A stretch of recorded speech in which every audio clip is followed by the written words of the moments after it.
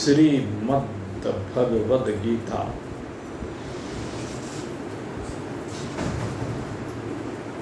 जो कि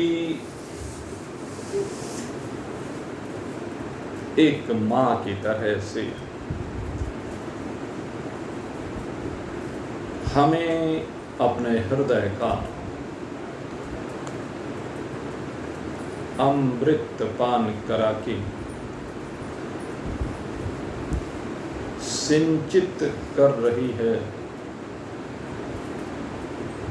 और इसी अमृत का नित्य है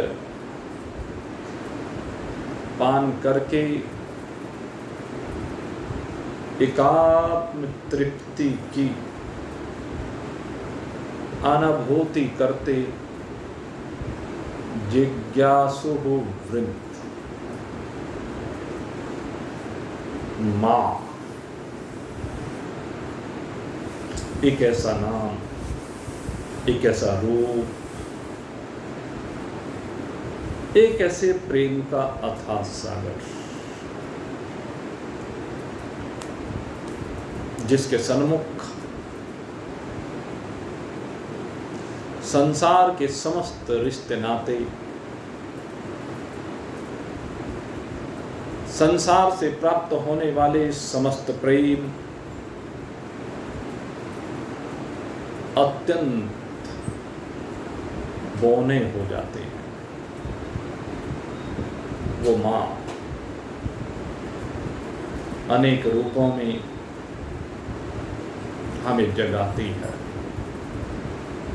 हमें सजाती है, हमें संवारती है।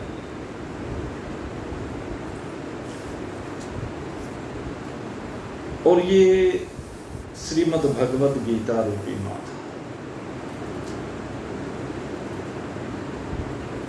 ऐसी माँ को जगत में हो नहीं सकती जो हमें ऐसी लोरी सुनाती है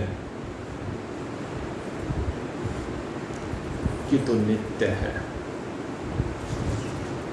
तू सर्वव्यापी है, तू अचल है, तू अनंत है, तू स्थिर है, तू सनातन है, तू पुरातन है, तू सत्य है, तू चित्त है, तू घन है, तू आनंद है, तू निराकार है, निर्गुण है, निरवयव है, निरीक्षण है, अविनाशी है। ये माँ वो माँ है जो हमें हमारे वास्तविक स्वरूप का बोध करा करके हमें दिव्य अलौकिक आनंद प्रदान करती है। संसार में ऐसी माँ अत्यंत दुर्लभ है। अगर हम बात करें मंदालसा की तो उसने भी अपने बालकों को यही संदेश दिया, शुद्धोऽसि बुद्धोऽसि निरञ्जनोऽसि, शुद्धोऽसि बुद्धोऽसि निरञ्जनोऽसि, संसार माया परिवर्जितोऽसि, संसार निद्रां त्यज मोजाला, मंदालसा वाक्यमुवाच पुत्रम्। मंदालसा जैसी माँ जो हमें गीता का ज्ञान प्रदान करती है, हमें बताती है हमारी वास्तविकता को कि तू शुद्ध है, तेरे में कोई मल है ही नहीं, कोई गंदगी है नहीं, तेरे अंतःकरण में कोई कीचड़ भर नहीं सकता, तुझ आत्मा में इनका प्रवेश हो ही नहीं सकता। अगर मां का प्यार पाया है, मां की छाती से लग करके अगर तूने इस ज्ञानामृत का पान किया है। भगवान श्री कृष्ण कहते हैं कि मैं तो एक ग्वाला हूं, और मैं जो ग्वाला हूं ये गीता जी गाय है, अर्जुन एक बछड़ा है, अर्जुन वत्स सर्वोपनिषद होगा। उपनिषद रूपी गायें, गीता रूपी गायें, दोग्धा गोपाल नंदन, गोपाल नंदन, ये जो गौ का पालन करने वाला है भगवान श्री कृष्ण, वो इसको दुहने वाले हैं और दुह करके इस अमृत का पान कराते हैं पार्थ को, जिसे बेटा कहा। मां भी ऐसी ही होती है। जो मां होती है ना, वो भी अपना सर्वस्व, अपना सब कुछ अपने बालक को अपनी छाती से लगा करके समर्पित कर देती है। अपने पास कुछ छोड़ती नहीं, मुझे कुछ नहीं चाहिए, जो भी आए सोते। ऐसा समर्पण मां का होता है। मां जैसा समर्पण कभी किसी का हो नहीं सकता। तो हमारा दायित्व बनता है कि उस मां को, जिसने हमें पाला है, पोसा है, धरती पर क्या कहूं मैं, अनंत कोटि ब्रह्मांडों में जितने आशीर्वाद कहे गए, वो सब आशीर्वाद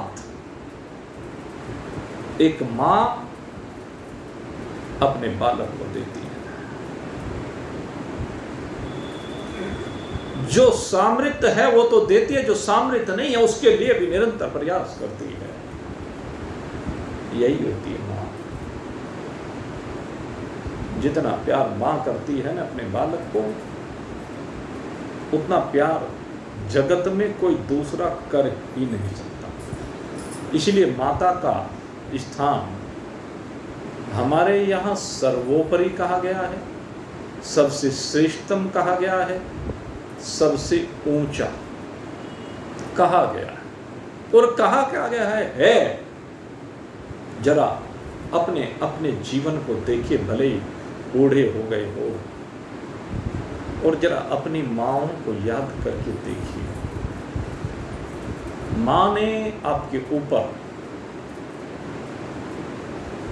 कैसी ममता, कैसा प्रेम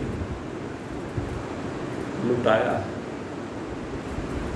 उसको याद करके देखिए। किस प्रकार से माँ ने आपको पोषित किया है, पालित किया है, उसका जरा स्मरण करके देखें तो सही। तब आपको नजर आएगा कि वाह, मां धरती पर अगर यदि कोई देवी है तो वो तू है। तुझसे बढ़कर के कोई देवी हो नहीं सकती। इतना प्यार करेगा कौन, इतना प्यार करेगा कौन, जितना माँ करती है। इतना प्यार करेगा कौन, जितना माँ करती है। बेटा जब परदेश को जाए, बेटा जब परदेश को जाए, माँ रोया करती है। बेटा परदेश को जाता है, अपने काम धंधे के लिए जाता है, कुछ सामान लेने के लिए जाता है। सब घर वाले कहने लगे मेरे लिए फलानी चीज़ ले आना, फलानी चीज़ ले आना, फलानी चीज़ ले आना। लेकिन ऐसी एक माँ होती है जो कोई आशा नहीं करती, जिसकी कोई चाहत नहीं होती, जो अपना सर्वस्व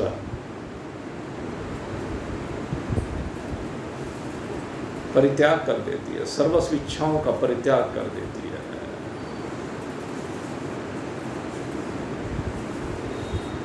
और क्या कहती है? बेटा जब परदेस को जाए, बेटा जब परदेस को जाए, सब कहें कुछ लेकर आए। बेटा जब परदेस को जाए, सब कहें कुछ लेकर आए।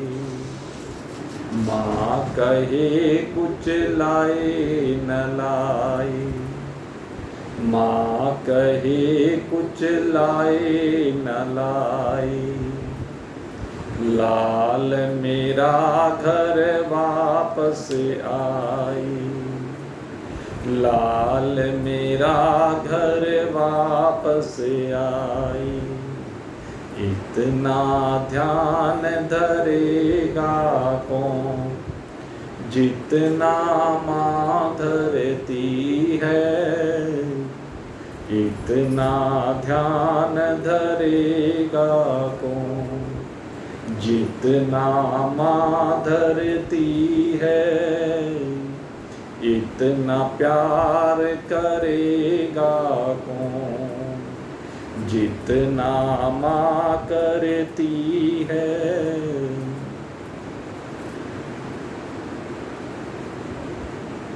कभी भी कोई बालक घर से बाहर निकलता है, माँ को बड़ी चिंता रहती है, अपने साथ रखती है तब भी चिंता, और जब वो अकेला बाहर जाए तब भी चिंता। और हमने तो अपनी माँ को देखा, हमने बहुत निकट से देखा। हमारी माँ, हमें रामलीला देखने का बड़ा शौक था, बचपन से ये शौक रहा, और शायद उसी शौक के कारण आज आपके सामने है ये रामलीला के दिन। बड़ा शौक था। और हमारे यहाँ पर जब हम बचपन में रामलीला में जाया करते, तो हनुमान टिल्ले पर रामलीला होती, और एक यहाँ मुजफ्फरनगर बस स्टैंड पर रामलीला हुआ करती थी। तो हमारा ऐसा सिस्टम था कि दोनों रामलीला रोज देखा करते, प्रतिदिन। जैसे ही एक दृश्य यहाँ शुरू हुआ,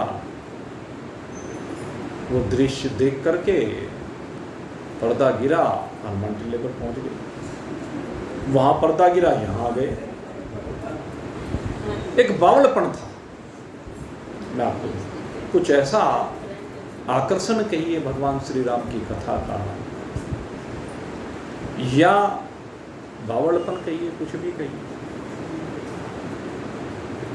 और उस समय जब रामलीला चला करती थी, तो भाई सुबह 3-3, 4-4 बजे तक रामलीला चल जाती थी। कई बार तो अधिकांश तो 2 बजे निपट जाया करती थी, 2 से पहले तो कभी निपटती नहीं थी। तो 3-4 बजे, कई बार तो हमने देखा कि एक बार तो सूर्योदय हो गया लक्ष्मण शक्ति में। तो इस तरह से रामलीला हुआ करती थी। लेकिन मेरे मित्रों, जो बात मैं बताना चाहता हूं, रात को चाहे कुछ भी समय हो जाए, और जिस समय मैं रामलीला से वापस लौट करके आता और मैं कुंडी बजाता, पहले घंटी तो हुआ नहीं करती थी, मैं कुंडी बजाता तो कभी एक आवाज नहीं लगानी पड़ी। जैसे ही कुंडी बजाई, माताजी ने आवाज लगा, अरविंद, मका,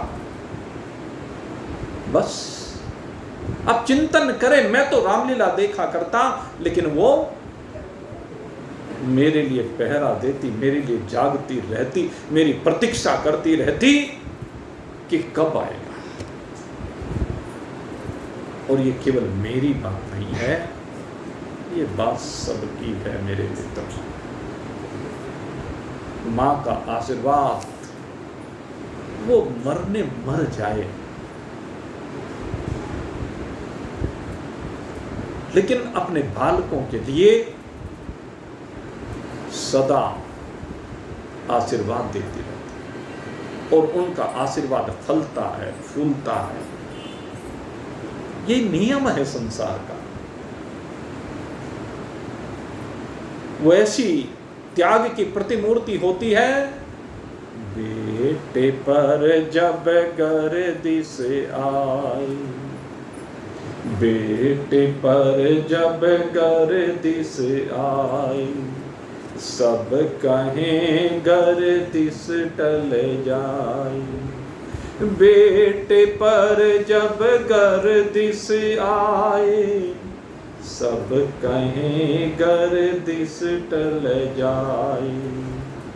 माँ कहे मेरी जान भी जाए, माँ कहे मेरी जान भी जाए, लाल मेरे पर आँच न आई।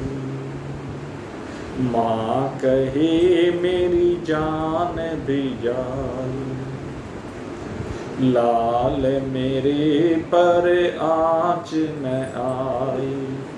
इतना कष्ट सहेगा कौन, जितना माँ सहती है। इतना प्यार करेगा कौन, जितना माँ करती है। माँ की ममता जो ठुकराई, माँ की ममता जो ठुकराए, जीवन में वो चैन न पाए। माँ की ममता जो ठुकराए, जीवन में वो चैन न पाए। माँ माँ कह कर वो पछताई, माँ माँ कह कर वो पछताई। तड़प तड़प कर प्राण गंवाई, माँ माँ कह कर वो पछताई। तड़प तड़प कर प्राण गंवाई। इतनी ताकत देगा कौन, इतनी ताकत देगा कौन, जितनी माँ देती है। इतना प्यार करेगा कौन, जितना माँ करती है। माँ अपने बालक के लिए कितने कष्ट झेलती है, इसका वर्णन कोई कर नहीं सकता। कोई ऐसी माँ नहीं है जिसने अपने बच्चों को पालने के लिए अपने तन को मशीन ना बना दिया। ये हर माँ की बात कर रहा हूं। मैंने अनेक माँओं को देखा है और बहुत नजदीक से स्टडी की है। ऐसा नहीं कि मैं ऐसे ही कह रहा हूं, बहुत माँओं को देखा है। और उन माँओं को देख करके जो अध्ययन किया है, उसमें मुझे माँ के समकक्ष की तो बात ही क्या करूं, पासंग भी कोई नजर नहीं आता। हर माँ एक से बढ़कर एक, और उस माँ का सम्मान अगर कोई बेटा नहीं करता है, तो जो बात यहाँ पर कही है यही होता है। जो अपनी माँ का सम्मान नहीं करता है आखिर में बहुत पछताता है। और एक बात बता दूं, माँ की कीमत जाने के बाद पता चलती है। उस समय इतनी कीमत पता नहीं चलती, जब चली जाती है तब पता चलती है। और एक से बढ़कर एक बालक ऐसे भी हुए हैं जिन्होंने अपनी माँ के लिए अपना सर्वस्व न्योछावर भी किया है। भगवान श्री कृष्ण, भगवान श्री कृष्ण यशोदा मैया का प्रेम। जब भी हम माँ बेटे के प्रेम की बात करते हैं तो यशोमती मैया से बोले नंदलाल, देवकी मैया से नहीं बोले, यशोमती मैया से बोले नंदलाल, क्योंकि उसी ने पालन किया। और यशोमती मैया से बचपन में तो क्या बोले, लेकिन एक घटना आती है, आप चिंतन करके देखना। भगवान श्री कृष्ण के मुखारविंद से ये जो गीता जी श्रवित हुई ना, ये लगभग 90 वर्ष की अवस्था थी उस समय। आपको सुनकर के आश्चर्य होगा, ये जो महाभारत का युद्ध हुआ है उस समय भगवान श्री कृष्ण के शरीर की जो अवस्था हम कहते हैं 90 वर्ष थी।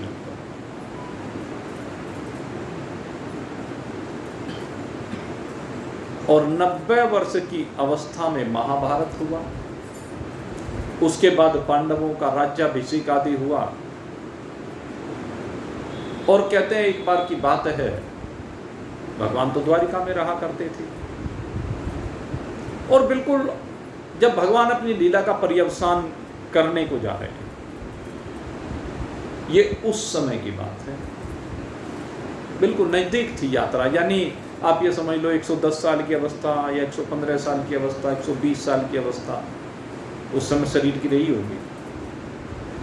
ये मान्यता है कि लगभग 125-26 साल भगवान श्री कृष्ण इस धरा पर साकार रूप में लीलाएं करते थे। और मां के प्रति उनका मात प्रेम समर्पण कैसा है, तो कहते हैं एक बार कुरुक्षेत्र में ग्रहण हुआ, सूर्य ग्रहण। सूर्य ग्रहण का अवसर था और उस समय सब स्नान करने के लिए जाया करते थे।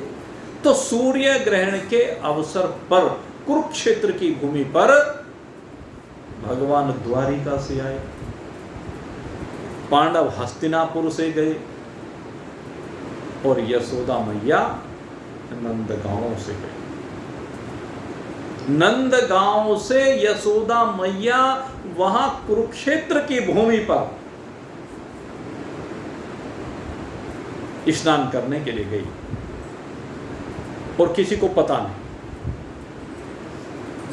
लेकिन जब वहां पहुंचे तो सारों का मिलन हो गया। और आप चिंतन करके देखना, जब भगवान की आयु 120 वर्ष है तो यशोदा जी की आयु उस समय क्या रही होगी।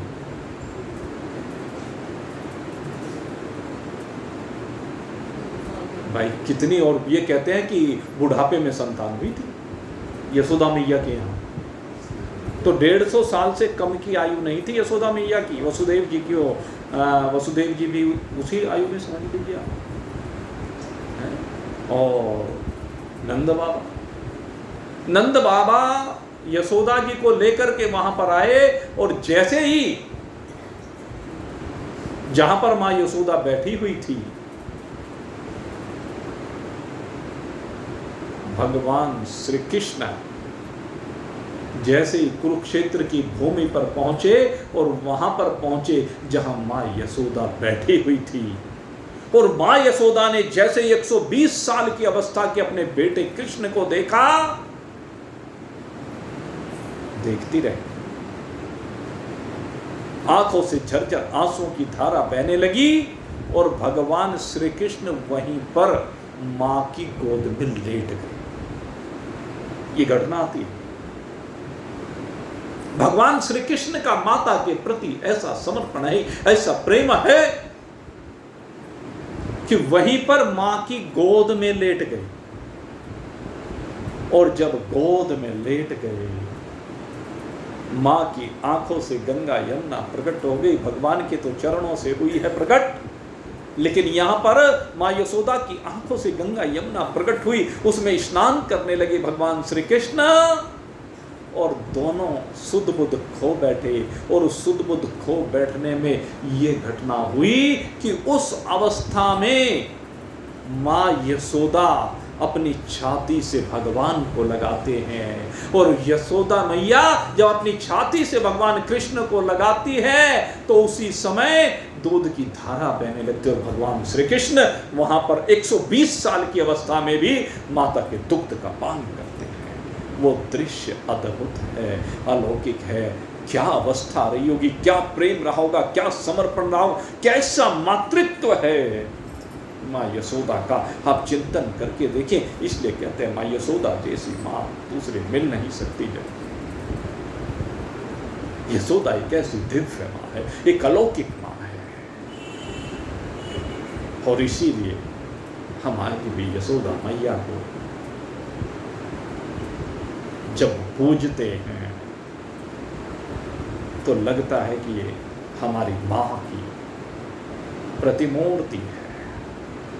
हमारी माँ भी तो ऐसी है, हमारी माँ भी तो ऐसा ही करती रही है। और यही दृश्य मैंने, जो दृश्य मैं महाभारत में लिखा हुआ, भागवत में लिखा हुआ आपको बताया है, मैंने ये दृश्य स्वयं अपनी आंखों से देखा। एक बार की बात है, क्योंकि घटनाएं जब आती हैं सन्मुख तो स्मरण हो आता है। कोई भी विषय जब चलता है, एक बार हम कथा करने के लिए गए दिल्ली में भजनपुरा, और भजनपुरा में एक आदरणीय हमारे बड़े प्यारे थे शामली के लाला मोहन लाल जी मावे वाले। उन्होंने उस कथा का आयोजन कराया था। उनके घर पर ही हम रह रहे थे। उनके 3 बेटे हैं और तीनों बेटे में से एक बेटा अलग रहा करता था। एक दोनों ही शायद अलग रहते, 2 अलग रहते थे, एक वहाँ उनके साथ रहता था। वो 3 बेटे, लेकिन रात्रि को दोनों बेटे कहीं भी हों, आकर के अपने माता पिता के कमरे में बैठना, तीनों को एक साथ, रोज का नियम था। माता पिता के पास आकर के बैठना और मां की गोद में लेट जाना। बड़े बड़े बच्चे, हमारे से ज्यादा उम्र के। तो ये जो मैंने भगवान श्री कृष्ण और यशोदा जी घटना बताई ना, ये मैंने प्रत्यक्ष देखा। उसको आदेश उनमें उसका बड़ा मैंने समर्पण देखा। नाम तो तीनों के ध्यान नहीं रहे, तीनों ही भाई, भले अलग रहते हों, लेकिन मेरे मित्रों अगर घर की व्यवस्था को बनाना है, घर को अगर यदि महकाना है, तो यही दृश्य चाहिए। चिंतन करके देखें। मैं आज मां का जो चर्चा ये यहाँ आज कर रहा हूँ, पता नहीं कहाँ से भगवान की प्रेरणा हुई है। आप सोचे, माँ तो लगभग सबकी जा चुकी है, किसी किसी की होगी एक आध, ज़्यादातर की जा चुकी हैं। लेकिन पितृ पक्ष हमारा चल रहा है, पितृलोक में शायद वो बैठी हों या अन्य जिस भी लोक में बैठी हों, अगर वो देख रही होगी तो अपने परिवार को किस रूप में देख रही होगी, उनकी क्या अभिलाषा रही होगी। हमारे माता पिता, हमारे पूर्वज क्या चाहते हो। हर माता पिता की वहां बैठकर भी एक ही चाहत होती है। पितृलोक में बैठकर के एक ही चाहत होती है कि मेरे सारे बालक, मेरे सारा परिवार मिलकर के चले, संगठित होकर के चले। उनके बीच में प्रेम हो, द्वेष ना हो, तकरार ना हो।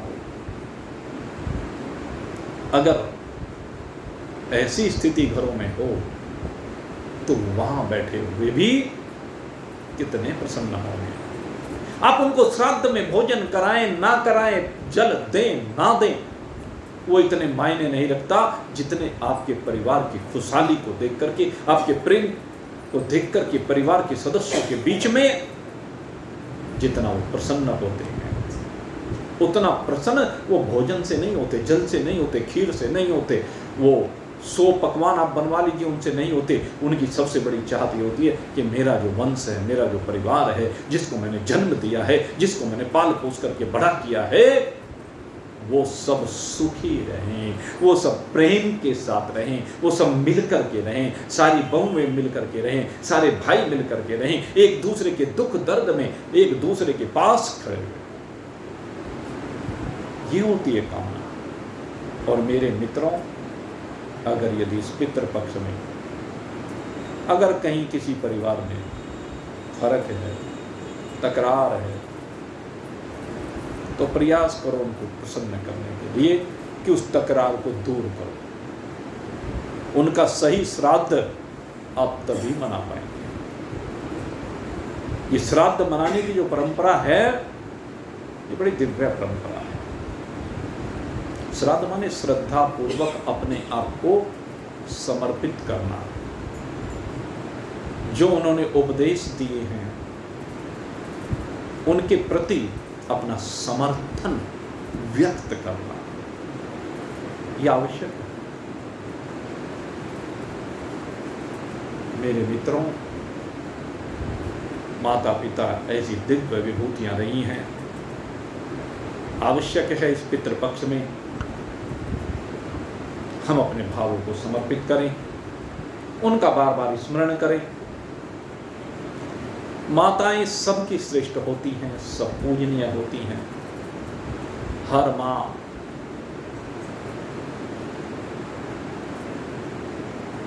संसार में माँ भगवती का प्रतिरूप है, क्योंकि माँ भगवती जग जननी कही जाती है। और वो जो जग जननी कही जाती है वो इन माओं के कारण ही कही जाती है। उसी का अंश इनके अंदर विराजमान होकर के जगत का सृजन करता है। इसलिए आज हम या देवी सर्वभूतेषु मातृरूपेण संस्थिता, या देवी सर्वभूतेषु मातृरूपेण संस्थिता, नमस्तस्यै नमस्तस्यै नमस्तस्यै नमो नमः।